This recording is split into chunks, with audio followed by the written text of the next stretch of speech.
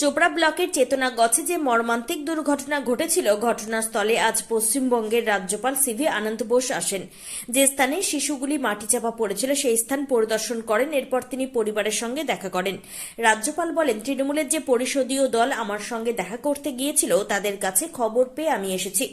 ঘটনাস্থল পরিদর্শনের পর আমি ভুক্তভোগী পরিবার ও গ্রামবাসীর সঙ্গে কথা বলে সমস্ত অভাব অভিযোগ শুনেছি।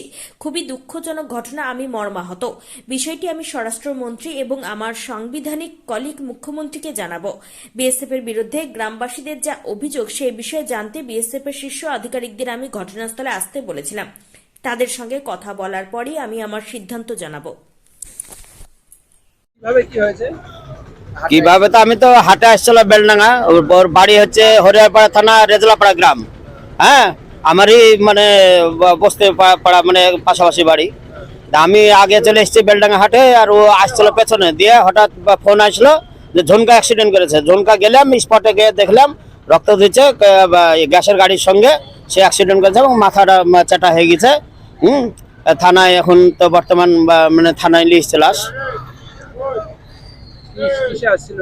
উনি মোটরসাইকেলে আসছিলেন। হ্যাঁ, ওনার বাড়ি হচ্ছে হরিয়ারপাড়া থানা রেজলাপাড়া গ্রাম। এর নাম বেলডাঙ্গায় মোষের কষাই করে কেনার জন্য আসছিল। আমার নাম গোলাম গাছা, বাড়ি আমার রেজলাপাড়া।